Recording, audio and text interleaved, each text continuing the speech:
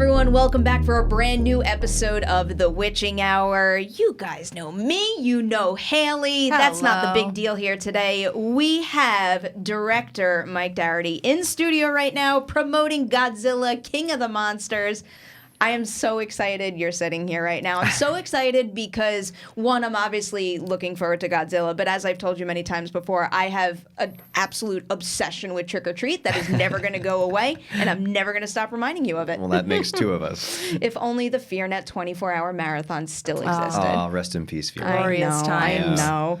So to jump into this here, I was wondering, just because it seems like Warner Brothers is making a big collection of some of my favorite genre filmmakers, and they're putting them all in this specific franchise. Have all of you guys ever kind of sat down and powwowed about just the existence of this cinematic universe? Yes, we've only had one true hangout night together. It was like a monster club or kaiju club night, but it was when I was knee deep in post production, and Jordan, the director of Skull Island, was gracious enough to host, and so it was him, myself, Gareth, and Adam who we're now passing the torch on to for Kong versus Godzilla. Yeah, it was a good night. That picture, that visual just kind of blows my mind. It was a really, really good night. What did you get any Godzilla advice from either a producer or any of the directors from the previous films about? Yeah. All right, what's the best Godzilla advice you got? I have to think about that. Because I talked to Gareth frequently during pre-production, and then Jordan was sort of my spirit guide through post-production. But they're both such great guys, and it really is like probably one of the first times in my life where I felt like I was part of a fraternity of sorts. I was never a frat guy in college. But like, what's a better fraternity than a giant monster one? Heck but yeah. they both had to crawl through glass and walk through the fire on their respective films. So it was good to just know you weren't alone. So do you have to pass the torch the same way? Does that make you Adam's spirit guide now? I mean, I'm ready and available. We had a really great little hangout in my kitchen just before he left for Australia a couple months back. But I think he's more than capable. I definitely believe in him. Yeah.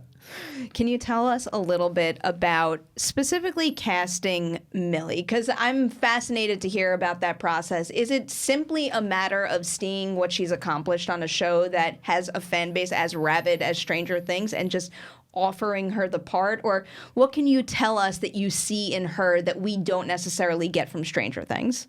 Well, I mean, it was a really funny process casting her, because what happened was I was doing previs animation during pre-production. And previs animation is sort of like rough animated 3D storyboards. It helps the filmmaker sort of communicate to the studio what you have in mind for a certain sequence. In our case, we were doing it to actually get the green light. So we did previs for 3 key action set pieces. And one of them involved Millie's character, Madison Russell. And again, this is before we even thought about casting Millie. But what happened was I was such a fan of her on Stranger Things, as I told the previs artists, you know what, just use Millie Bobby Brown as reference for what she should look like. Because I thought she has a very soulful face. You know, she feels like an old soul.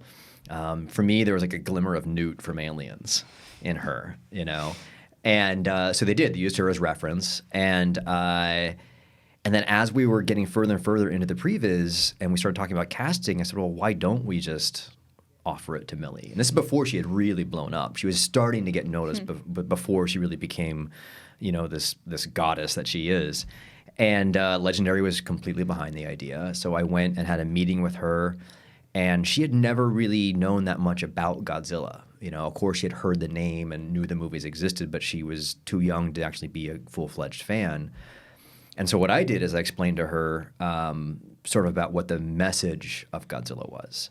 Because it turns out she's just as much of an animal lover and a nature lover as I am.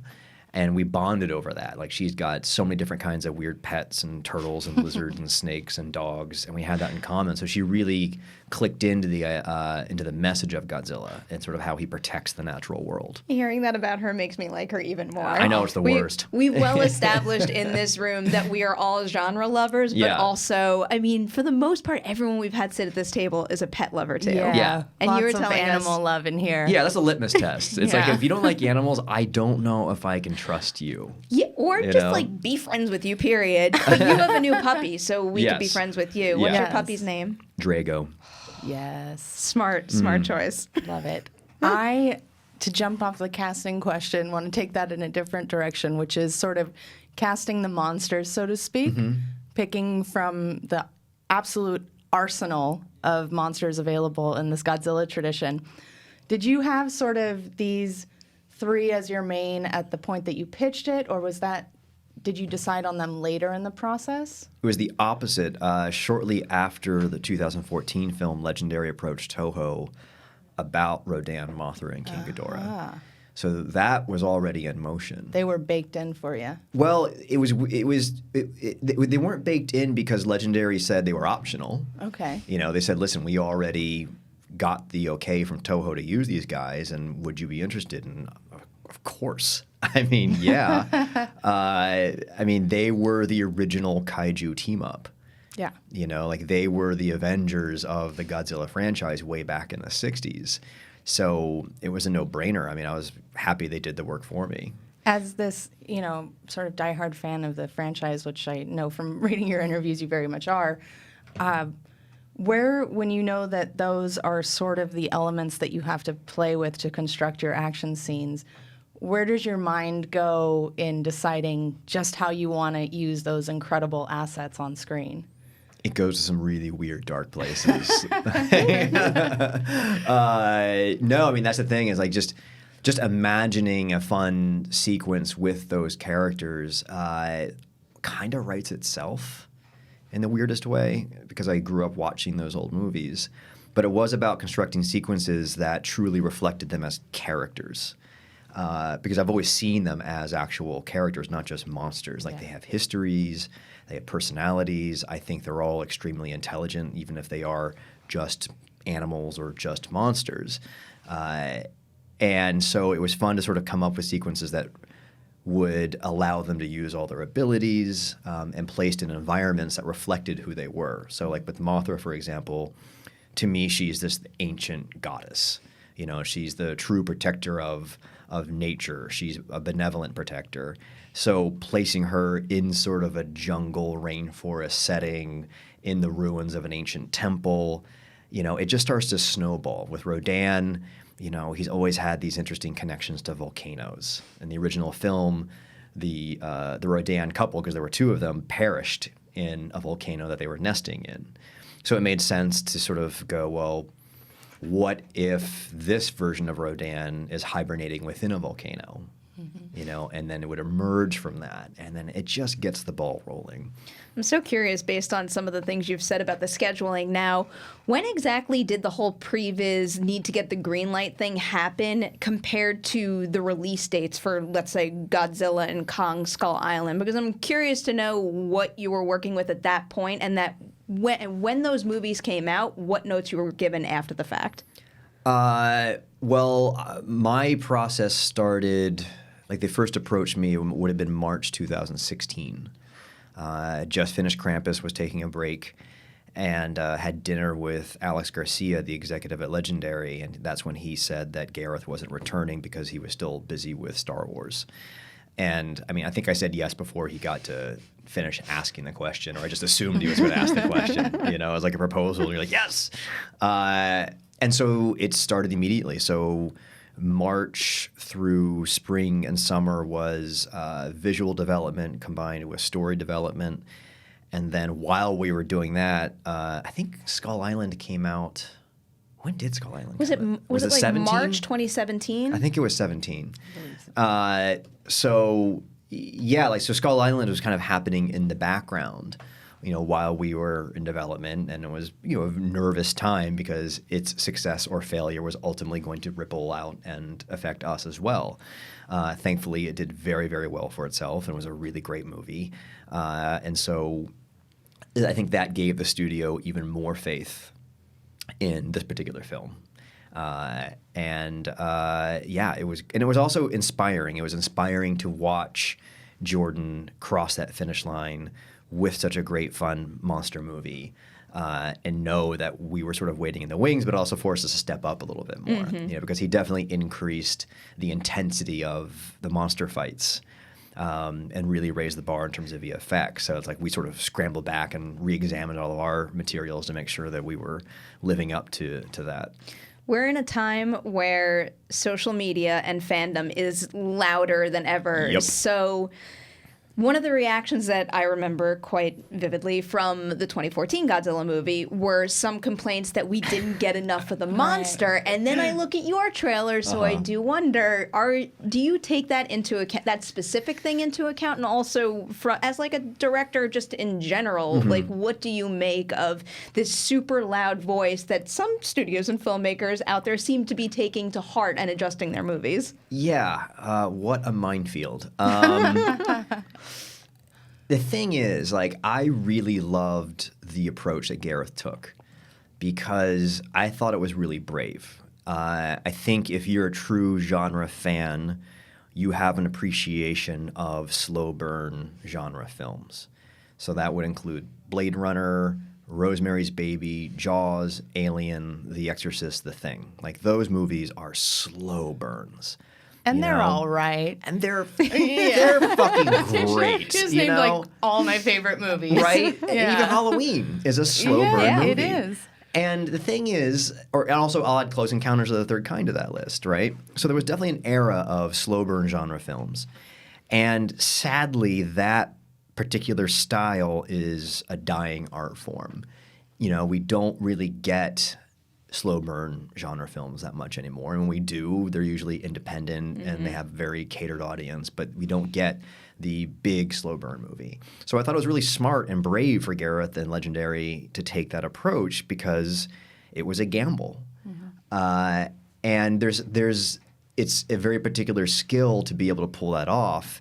And I liked that. I liked being teased. I liked that he felt sort of mysterious and hidden and distant and was revealed slowly over the course of the film. That said, I also get what the audience is saying. I get what the masses are screaming for. I just wish culturally that we had the nuance to shift gears and accept the slow burn movie anymore.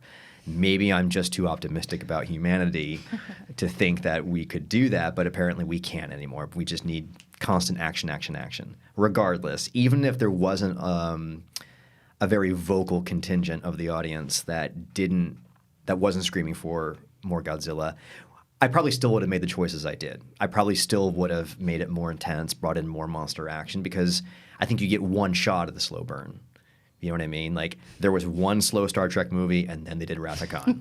There was one slow Alien film, and then it was Aliens onward. So even if everyone did accept the lack of Godzilla and the more nuanced approach that Gareth did, I think we still would have evolved the tone and still taken off the gloves. You kind of took us a little bit through the pre-process and how the notes were coming in for you, but I'm curious about production and filming and the balancing act between getting your actor scenes, your monster scenes, and working with the actors playing the monsters, the timeline on that, and what that, particularly the monster portion, what it was like for you to direct Godzilla. Well, thankfully, we had a very generous schedule, so we really had the time we needed to make the film that we wanted to. It was like a good year of development / pre-production. And then we had a 72-day shooting schedule and then over a year of post-production. Oh. So it wasn't rushed by any means. And that really allowed me to focus on exactly what I needed to focus in that one moment. Of course, as a director, there's always a million plates to spin. You feel like you never have enough time and you're pulled in a million different directions. But I had the time to properly plan out the action sequences, the monster sequences, using, as old school traditional methods like storyboards, naturally, but had the time to really finesse, edit, and shape the action sequences in previs, which is one of my favorite parts of the process because no one's telling you, oh, that's too expensive, you're not going to have the time to shoot that. And because my crew and I had that time, we then got to plan the shooting properly. Because that's what previs is really great for, is it can help you break down exactly what portions of the set you need to build, what your camera angles are. I mean, my DP, I think, got tired of me saying, just shoot it like the previs. Because we really spent a lot of time, like, the most subtle push-in, what moments to switch to handheld, et cetera. It was, I come from an animation background. I started off as an old school hand-drawn animator. So I'm used to really planning the shit out of everything and then just executing shot for shot, and then bringing it all back together in the editing room. And so it was just very generous time and resources, very careful planning.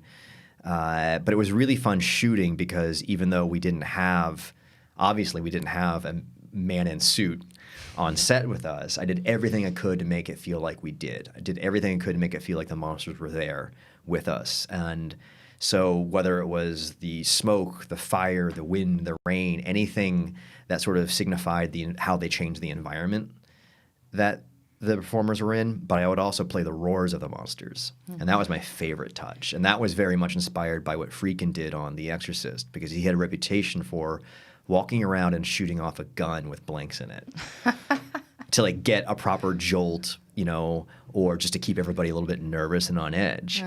And so I figured, well, what's the sort of Godzilla version of that? And so I had the sound guys rig up these giant speakers and then connect that to an iPad that I had behind the camera with me.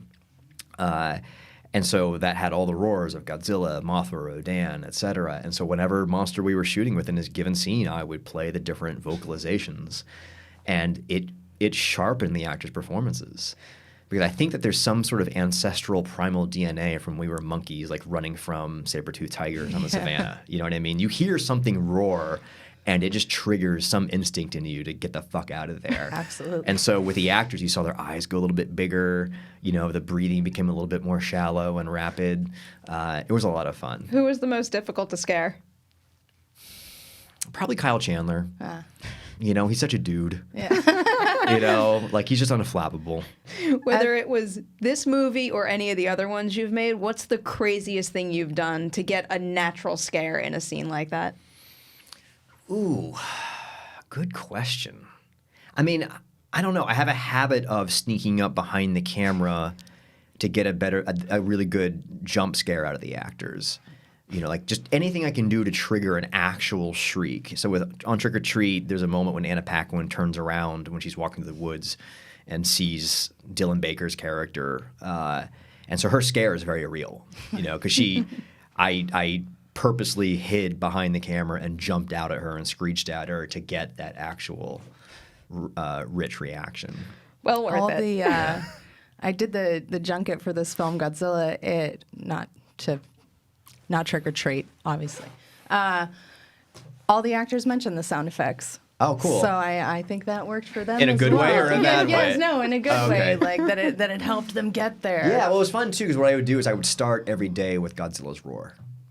You know what I mean? So when we were ready to shoot, it was just boom, classic long roar, let's get down to business. I feel like I've often heard other directors say, yeah, I play this kind of music to really set the mood. Yeah. Oh, did that too? You just play, okay, so there's music also. Yeah, Millie and Vera were very big on using music to sort of help with the emotional angle. And it helped me too. It really, anything you can do to make the shooting of a scene feel like the actual film or feel like a play, When it comes to Godzilla himself and sort of your approach to that iconic figure, I mean, as you said, you don't have a man on suit on set. And they really wanted to capture that man on suit vibe on the last Godzilla in interviews.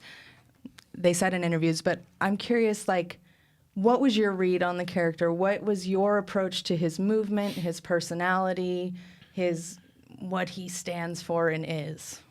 Well, I mean, I think Gareth did such a great job at laying the groundwork. Yeah.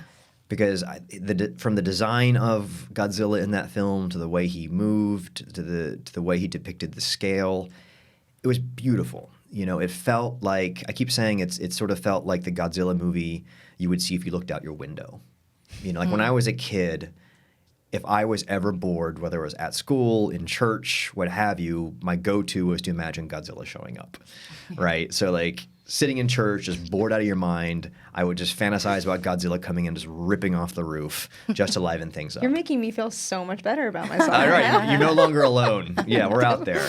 And so that's what Gareth's movie felt like, you know? Like, and he felt like a real animal. He felt like something that paleontologists would discover and say, like, this creature existed. And so I feel like I was just carrying that forward. I felt like, you know, the marching orders were to embrace the style that Gareth had set down. I just wanted to get to know Godzilla more.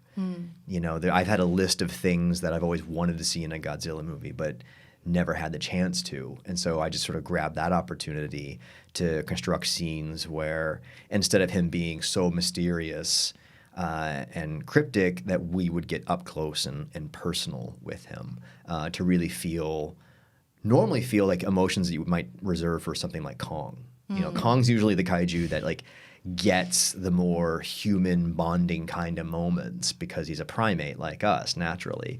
But I've always felt that towards Godzilla, right? So it was more about trying to construct a story that would allow us those opportunities. I very much loved the obvious affection that this movie has for Godzilla and Mothra. It was right in my heart. What's not to love about them? Yeah. You know? It seems like you had some real creative freedom on this big budget studio movie, which is kind of a pleasant surprise to hear. Yeah. Was that really the case? And if you had to fight for anything the most, what was it? No, that's the thing is, you know, people come out of the process sometimes shaken and gray. And it's not to say that it wasn't challenging or that there weren't difficulties, but all the creative partners involved, from Warner Brothers, legendary Toho, were insanely supportive. And it's a collaboration, so of course people are going to have opinions. You're not always going to agree. I don't always agree with myself sometimes. You know, suddenly like there's an idea that I had that I was like super passionate about, and then a week later you're like, what the hell was I thinking? So of course there were notes. And of course, sometimes they're enraging, but I find what I've learned over the years is sometimes you just got to put your own ego aside and just try it. Just see what happens. And a lot of times, like, it might not work, but a better idea still might come out of the process. This is like some super zen studio directing advice Oh, right now. I have embraced the zen, trust me. Like when you walk through the fire, you have to come up with every possible tool to get through it. And, you know, I've had so many great editors and collaborators and mentors in the industry that have sort of helped me see the bigger picture. And I got some really great advice about, listen, it's like you got to treat the studio like you would a writing partner, you know, and that advice really helped me kind of shift how I view the process. You know, it's easy just to sort of label all studio notes as crap, but I just know from personal experience that's not the case. You know, everybody wants to make a good movie. Having come out on the other side of those notes and that experience, sort of jumping back to what I asked you, what would be your best advice for Godzilla movie making? I'm trying to think back to like what I told Adam. You know, it was really the main thing, or what I would tell myself, you know, 3 years ago is pace yourself. You know, it is a marathon. It is like climbing a mountain. You know, and when you climb a mountain, you can't focus on the peak. Otherwise, it's always going to seem impossible. You just got to focus on like the next 5 steps ahead of you. And I definitely learned all about that. I learned about how much you can really trust your collaborators. And as much as directing is about maintaining your vision and trying to keep control, a lot of times it's also about letting go. Like letting go of the control, taking your hand off the wheel and seeing what happens, experimenting, being flexible enough. Because a lot of times, like, again, like fun things come out of the spontaneous paths you might take, better ideas might come out of it. And if it is going in the wrong direction, you can always hit undo. That's the beauty of sort of where the technology has taken us, is that you can always experiment down a certain path, and if it sucks, you can just go back to the version we had. And believe me, that happened many times. Is there any non-spoiler example of a day where just like everything went to shit, but magic wound up coming from it? I mean, it's almost so many that it's just overwhelming to even process, honestly. It's like every day was a case of, what fresh hell is this? I warned Haleigh I was going to try to work this into this episode, and this question is going to make absolutely no sense as far as the transition goes. But now that you've had experience being part of a cinematic universe where you're growing a franchise and you're technically making a sequel to something, does this give you any extra ammunition for making a Trick or Treat 2? I was going to get there somehow. I know, I was waiting for that. How many times have you been asked about Trick or Treat 2 over like the last 10 years? I know. I can't help it though. And I feel terrible because it sounds like my question or my answer is always evasive and vague. But the truth is, it's up to Legendary. Yeah. We had a sort of temporary announcement back in, I think it was 13 or 14. I was there for it. I was there too. But the thing is, was this that special screening in the Egyptian? Because I couldn't be there because I didn't live here at the time. But somebody from Legendary was kind enough to send the poster to me, and it's framed behind my couch. It's a really good poster. It was a beautiful thing. But the thing is, there's been a regime change since then. Yeah. I would love to. Sam's always going to be my baby. I'm never going to have kids. It's always just going to be Sam and my dogs. There's nothing wrong with that. No, not at all. Less trouble than a baby. Yeah, exactly. And I would love to. It's up to Legendary at this point. And ultimately how successful this film is. But creatively, I'm in. If my whole life is spent making monster movies revolving Halloween, Christmas, and Godzilla, I'm good. I can coast to the grave on that. I have a pitch for you. Mm-hmm. If I'm not going to get Trick or Treat 2 anytime soon, or until the Legendary people say go, you should make a movie set in Iceland about Grilla. You know what? I thought about that, and she actually showed up on Sabrina. Yes, she did. And she needs her own feature, though. Very, very possible. I love turning to folklore and mythology for movie monsters, so anything's possible. But yeah, we'll see. We'll see. I even thought it could be fun to do like a Trick or Treat Halloween special. You know what I mean? Like in the tradition of old Halloween specials, but I feel like even that won't appease the fans who want nothing but a true sequel. I have to imagine at this point, if they do get their heads right and give it the green light, you got to be pretty ready to go on it, right? I mean, I have the concepts for sort of the stories. Yeah. And where would and could go, and even ideas for casting and whatnot. But again, it's sort of above my pay grade at this point. Are you comfortable saying if Sam is hidden anywhere in Godzilla? He's not. Aww. Yeah. No, I mean, it felt too self-serving to do that. All right, understandable. Yeah. That's the respectable answer, I guess. Yeah. Here's my pitch. Do another Godzilla movie set at Halloween. A crossover movie. And then you can at least sneak them in if you're not going to do an outright crossover. Yeah. You can have a kid run by and Sam. That. Yeah. Also, I just really want to see a Godzilla movie at Halloween now. I could do that. I'd want to see any movie set during that specific Fair holiday. enough. As we kind of wind down here, one thing we always like to ask our guests is if there's anything happening in genre right now, whether it's movies, TV, books, you name it, that really excites you, a specific property, a trend, anything at all. I mean, the cool thing about that question is that we can even ask that question right now, because it is a golden age as far as horror, sci-fi, and fantasy is concerned. I won't presume to know how old you guys are, but I remember the dark times when your choices for genre television were X-Files or Buffy, and that was kind of it, And it was like getting a horror comedy anthology off the ground next to impossible. And there was a point when you couldn't even pitch an anthology show. Your agents wouldn't even allow you to pitch an anthology show because it was like considered the A word, like there wasn't a single network that would even consider it. And now it's like they're popping up left and right. So the cool thing is that you can ask, like, what's your favorite sci-fi, fantasy, horror superhero show, and there's a wealth of possible options. Right now in TV, I'm watching Sabrina, Cobra Kai, and What We Do in the Shadows. Nice. That is a great assortment right there. And that's all I have room for right now. I know the list is going to get longer. You know, we've now put Game of Thrones behind us. I'm looking forward to like Watchmen and some of the other stuff on the horizon. But like those are my 3 right now. And then, you know, in the film space, again, there's just so much. You know, there's the obvious choices like you know, all the Marvel Universe films, obviously, like very reliable.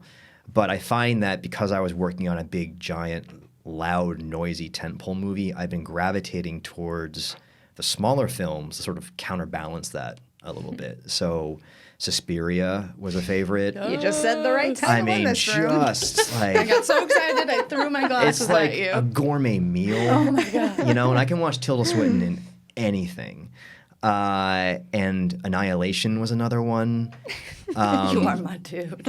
and like The Witch. And so anything that did embrace sort of the slow burn, quiet horror or quiet sci-fi, like that's been my go-to because it was like putting on noise-canceling headphones while I'm normally dealing with 400-foot-tall monsters as my day job. Your T-shirt is distracting me also. great. How Oh, you is that feeling? great? How you feeling about all the Stephen King adaptations right now? I'm in. Yeah. I want that one. But again, as someone who grew up in first-generation Stephen King in the 80s when the books are first getting published and read those books, you know, ferociously, to know that he's popular, not that he ever wasn't popular, but you know what I mean. Like there's hills and valleys to every trend. Mm-hmm. And there definitely was a valley for Stephen King fans for a while where they just weren't getting made. The adaptations weren't happening. So to see that it's now on the rise again, it's reaching like this fever pitch, I mean, I couldn't be happier. It kind of changed the game. It did. It did, but it was also surrounded by multiple Stephen King adaptations that came out in the same year. It was like, you know, that shared consciousness thing. Very cool. Yeah. If you could get your hands on any Stephen King, whether it's been made, whether it's It, which just came out and obviously would never happen, but what's the one that touches your heart? Cycle of the Werewolf. Nice.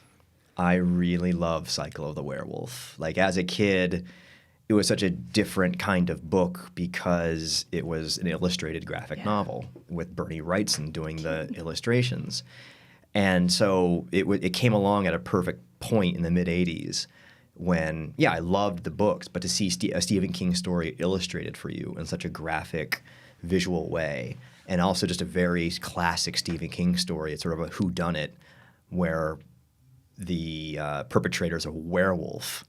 It just pushed all the right buttons for me. I'm adding it to my queue right now. You've never seen it? I've been on a Stephen King binge since it came out because I've been a genre lover all my life, and I've had people that have encouraged me to read, but I never really got into reading for fun for a long, long time. And ever since it came out, I think I've read like a dozen books for the first time now, and I'm not stopping anytime soon. Oh, you got to check out Cycle of the Werewolf. Okay. It was also I got it adapted. right here now. It was adapted as a film called Silver Bullet. Yes. Yes. That I have seen. Very different vibe. Very different. But by the way, I think it's underrated. I really fun. do. It's got some really fantastic moments because its spirit, its inspiration is still Stephen King. Yeah. That Cycle of the Werewolf is, I think, my first Stephen King book. I just grabbed it out of my dad's bookshelf and did not sleep that night. Great. Perfect. Traumatized. And when you read that one, you got to get a hard copy, though, because you have to see the art that goes really? with it. Okay. Don't do an audiobook on that one. I'm in an audiobook craze right now Oh, where no, I don't stop. This is a good All right. Saturday afternoon read. I see it right here. Yeah. I can easily click purchase and make it happen. I'm so you're happy gonna we make get to send you down this rabbit hole. Yeah, exactly. I am happy to go down it at this point.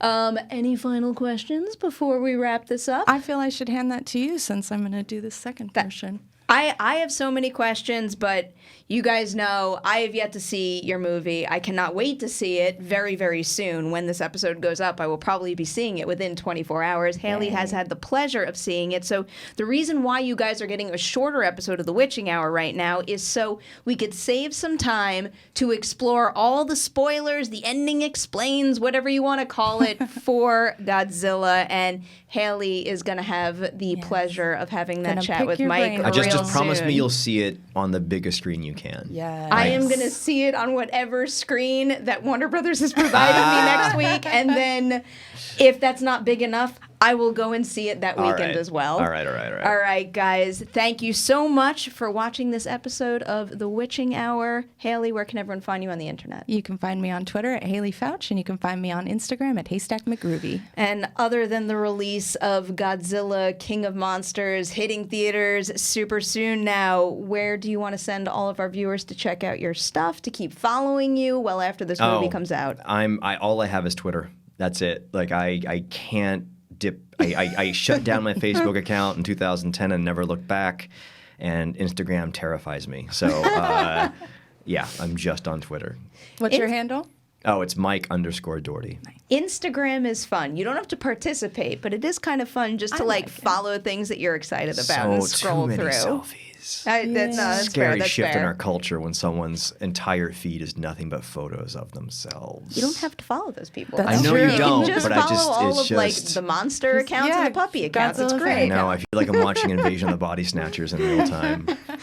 All right, guys, you can catch me on Twitter and Instagram at PNemroff. Again, Godzilla, King of the Monsters, in theaters May 31st. Check it out. Also, hit all the comment sections. Hit us up on Twitter as well. We want to know what you think of the movie when you guys see it. Thank you so much for watching and listening to this episode. You have officially survived The Witching Hour.